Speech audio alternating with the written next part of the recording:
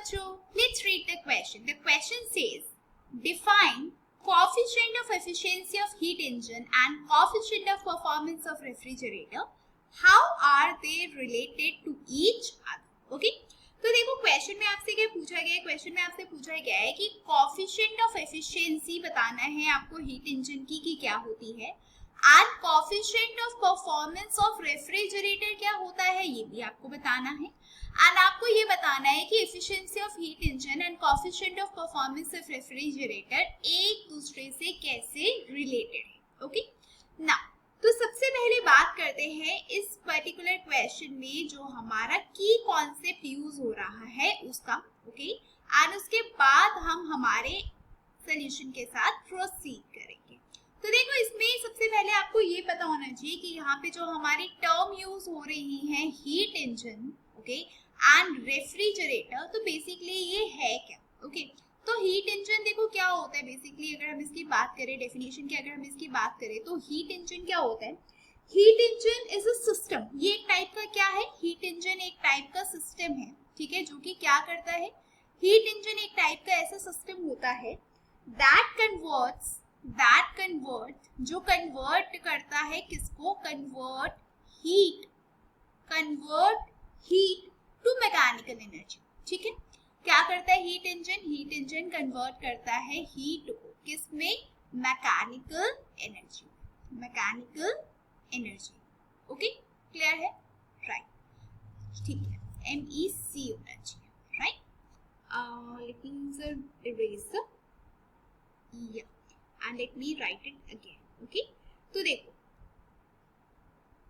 ये देखिए, तो हीट इंजन क्या है, एक टाइप का सिस्टम होता है जो कि कन्वर्ट करता है किसको, हीट को मैकेनिकल एनर्जी में। ओके, एंड ऐसे करने से क्या होता है, हम कोई भी मैकेनिकल वर्क को कर सकते हैं। ओके, अगर हम दूसरे टाइप की डिवाइस की बात करें जो यहाँ पे यूज हो रहा है वो क्या है आपका, वो है आपका रेफ्रिजरेटर। ओके, तो अगर आप यहाँ पे रेफ्रिजरेटर की बात करो तो रेफ्रिजरेटर क्या होता है, अब हम इसके बारे में पहले देख लेते हैं।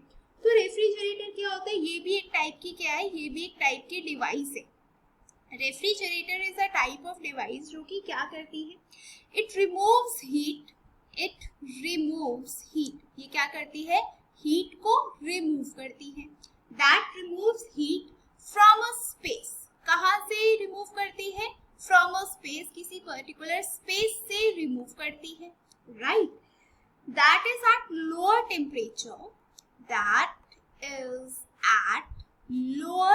टेम्परेचर, जो कि कैसे टेम्परेचर पे है, जो कि आपके लोअर टेम्परेचर पे है, that is at lower temperature than its surroundings. Okay, तो यहाँ पे आपने देख लिया कि यहाँ पे रेफ्रिजरेटर क्या होता है, हीट इंजन क्या होता है, ये हमने समझ लिया। ओके, अब आते हैं हम हमारे क्वेश्चन के ऊपर जहाँ से आपसे ये पूछा गया है कि coefficient of efficiency of heat engine क्या होता है, coefficient of performance of refrigerator क्या होता है। तो अगर हम यहाँ पे पहले बात कर ले हीट इंजन की, राइट, अगर हम यहाँ पे किसकी बात करें, पहले हम हीट इंजन की यहाँ पे बात कर लेते हैं। तो देखो हीट इंजन की कोफिशिएंट ऑफ एफिशिएंसी की अगर हम बात करें तो इसका जो कोफिशिएंट ऑफ एफिशिएंसी है वो हम कैसे निकालते हैं, that is basically work done by the engine, okay, divided by what, divided by the heat absorbed by the engine. Okay, and अगर आप इसको 100 से मल्टीप्लाई कर दो तो ये क्या आ जाएगी, आपकी एफिशिएंसी आ जाएगी। यहाँ पे एक और तरीका है एफिशिएंसी फाइंड आउट करने का, वो क्या है, that is 1 minus TL upon में TH। TH क्या है यहाँ पे, तो TL बेसिकली डिनोट करता है लोअर टेम्परेचर, TH डिनोट करता है हाई टेम्परेचर। हमेशा याद रखना जो सोर्स का टेम्परेचर होता है वो हमेशा ज्यादा होता है as compare to that of the sink. तो यहाँ जो TH है ये किसका टेम्परेचर होगा, ये होगा आपका सोर्स का टेम्परेचर, एंड जो TL है ये किसका टेम्परेचर होगा, ये आपका सिंक का टेम्परेचर होगा। ओके, तो ये तो बात हो गई यहाँ पे हीट इंजन की। अब अगर मैं यहाँ पे बात करूँ coefficient of performance of refrigerator, coefficient of performance of refrigerator की अगर मैं यहाँ पे बात करूँ तो ये होता क्या है बेसिकली, पहले ये देखिए। तो देखो इसको हम बेसिकली डिनोट किससे करते हैं, अल्फा से डिनोट करते हैं। किसके इक्वल होता है, देखो आप इसको डिफाइन कर सकते हो as the heat removed from the cold reservoir तो आप लिख सकते हो Q कोल्ड, ठीक है, क्या है आपका, ये होता है आपका heat remove from the cold reservoir divided by the work done to remove the heat, मतलब आप ये बोल सकते हो अपॉन में रेफ्रिजरेशन वर्क, ऐसे भी आप लिख सकते हो, ओके। एंड इसका एक और फॉर्मूला होता है, क्या होता है, that is your T cold upon में T hot minus T cold, okay. T hot T cold आपको समझ में आ गया होगा कि क्या है ये आपका, ठीक है, lower temperature is T cold, higher temperature is T hot, ऐसे करके आप बोल सकते हो, राइट। अब देखो हमने coefficient of efficiency of heat engine and coefficient of performance of refrigerator हमने यहाँ पे देख लिया। अब हम जो नेक्स्ट चीज की बात करेंगे वो है कि इनके बीच में रिलेशन क्या है, ओके। यहाँ पे हम एज्यूम क्या करते हैं, यहाँ पे एक चीज हम एज्यूम करते हैं कि सपोज जो T1 है ये किसका टेम्परेचर है, ये सपोज करो आपका सोर्स का टेम्परेचर है, एंड यहाँ पे जो T2 है सपोज करो वो किसका टेम्परेचर है, वो आपके सिंक का टेम्परेचर है, ओके। अब देखो अगर मैं यहाँ पे बात करूँ coefficient of efficiency of heat engine की, तो ये क्या होगा, फॉर्मूला क्या होगा, 1 माइनस T2 अपॉन में T1, यही होगा, राइट।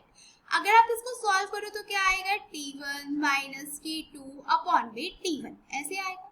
आप देखो इसको एक और तरीके से लिख सकते हो, कैसे लिख सकते हो, 1 अपॉन में 1 प्लस T2 अपॉन में T1 माइनस T2। अच्छा, हमने जब इसको ऐसे लिखा तो आप जब सॉल्व करोगे तो आप देखोगे सॉल्व करने के बाद हमारे पास दोबारा से यही टर्म आ जाएगी, इसलिए हमने इसको दोबारा से ऐसे रीराइट कर लिया। इसको आप फर्दर कैसे लिख सकते हो, 1 अपॉन में 1 प्लस अल्फा, अल्फा कैसे लिख सकते हो, देखो अल्फा का फॉर्मूला क्या है, टी कोल्ड अपॉन में T hot minus T cold, आपको पता है जो सोर्स है उसका टेम्परेचर ज्यादा होता है, सिंक का टेम्परेचर कम होता है, मतलब आप यहाँ पे बोल सकते हो T1 is greater than T2।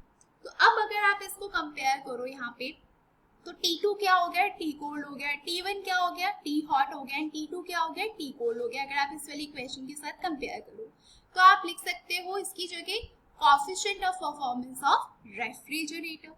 तो यहाँ से आप देखोगे आपके पास जो रिलेशन आ गया है coefficient of efficiency of heat engine and coefficient of performance of refrigerator का, तो वो क्या आ चुका है, efficiency is equal to what, 1 upon में 1 प्लस अल्फा, ठीक। तो ये रिलेशन आ चुका है आपके पास फाइनली, दैट मींस यहाँ पे ईटा है, ये क्या डिनोट कर रहा है, coefficient of efficiency of heat engine, and alpha क्या डिनोट कर रहा है, coefficient of performance of refrigerator, okay. So this was the entire answer of this question. I hope you all have understood the question well. All the very best and thank you.